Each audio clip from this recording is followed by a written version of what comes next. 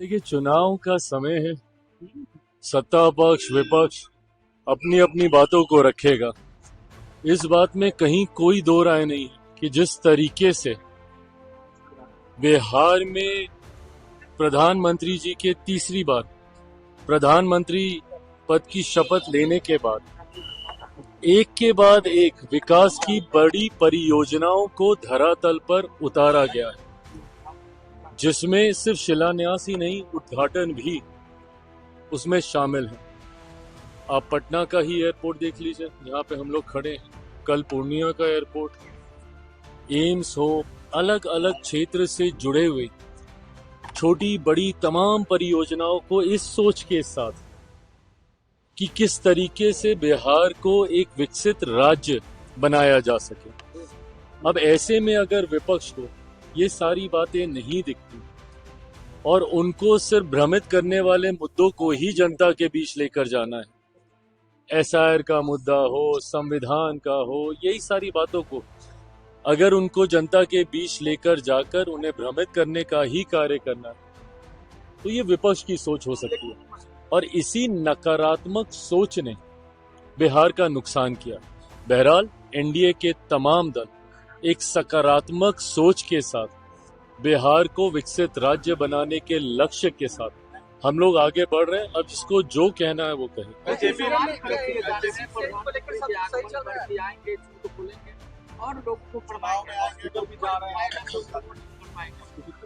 देश के प्रधानमंत्री हैं, आप उनकी नीतियों से सहमत असहमत हो सकते हैं, पर प्रधानमंत्री को इस तरीके से झूठा कहना, प्रधानमंत्री के बारे में अब शब्दों का इस्तेमाल करना, चोर चोरी जैसे शब्दों से उन्हें घेरना, मैं नहीं मानता कि उचित है। बहरहाल जनता ने हर बार जवाब देने का काम किया है। जब जब प्रधानमंत्री जी के ऊपर इस तरीके के अपशब्दों का इस्तेमाल किया गया, तब तब जनता ने विपक्ष को जवाब देने का काम किया। और आज तो पुनः हम लोग चुनाव की दहलीज पर मौजूद हैं। ऐसे में एक बार फिर बिहार की जनता ये जवाब देगी कि झूठा, चोर ये कहना सही था या बिहार में एयरपोर्ट, एम्स ये लाना सही था। कह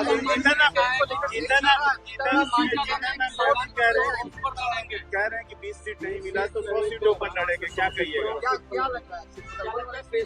कुछ नहीं, अपनी पोजीशनिंग जरूर वो कर रहे होंगे, पर हकीकत है कि अभी चर्चाओं की शुरुआत नहीं हुई।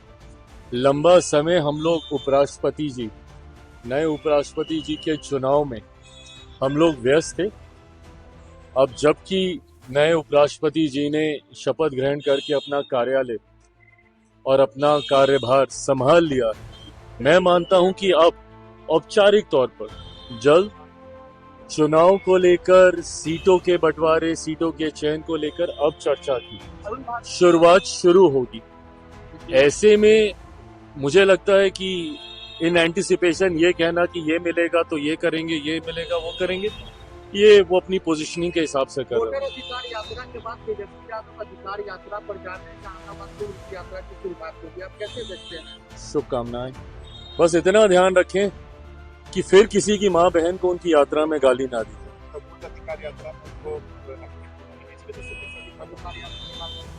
जिस तरीके से उन्होंने किसी दूसरे के पीछे, और वो भी एक ऐसी पार्टी जो पूरी तरीके से कम बिहार में अपना जनाधार खो चुकी है, कांग्रेस के नेता के पीछे वो चलते दिखे, और जिस तरीके से हर जगह उनको साइडलाइन किया गया, उनके लिए गाड़ी तक वो चला लिए, पर उसके बाद भी उनके चेहरे को कांग्रेस के क्या नेता प्रतिपक्ष के द्वारा उनके चेहरे को मुख्यमंत्री पद के लिए घोषित नहीं किया गया। संभवतः ये कारण हो सकता है कि अब वो पुनः एक बार फिर अपना वर्चस्व दिखाने के लिए या अपनी पोजीशनिंग के लिए एक और यात्रा पे निकल रहे हैं। भाई ये सारी बातें पहले पार्टी के भीतर एक बार चर्चा हो जाए, क्यों नहीं लड़ सकते भैया? अगर राष्ट्रीय अध्यक्ष के बारे में चर्चा हो सकती है तो पार्टी के साथ पाकिस्तान के बीच एशिया कप का मैच चल रहा है आज, और सवाल खड़े किए जा रहे हैं कि पहलगाम की घटना और उसके बाद भारत मैच खेल रहा है पाकिस्तान, कैसे देखते हैं आप?